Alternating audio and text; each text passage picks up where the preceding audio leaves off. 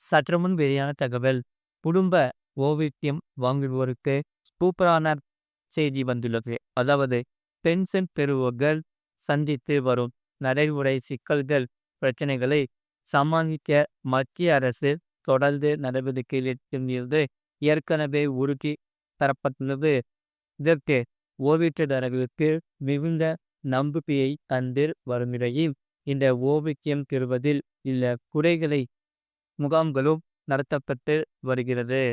அந்த வகையில் மத்திய அரசு ஊழியர்களுக்கு ஓய்வூதியமானது கடந்த வருடம் திருத்தப்பட்டிருந்ததும், ஒருங்கிணைந்த ஓய்வூதிய திட்டமும் அமலில் தற்போது உள்ளது. இப்புதிய ஓய்வூதிய திட்டத்தின்படி மத்திய அரசு ஊழியர்கள் தாங்கள் ஓய்வு பெறுவதற்கு முன்பு 12 மாதங்களில் எடுக்கப்பட்ட சராசரி அடிப்படை ஊதியத்தில் 50% ஓய்வூதியமாக பெறுவார்கள்.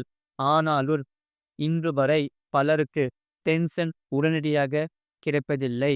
இந்த பென்ஷனை நம்பித்தான் பல குடும்பங்கள் உள்ளது.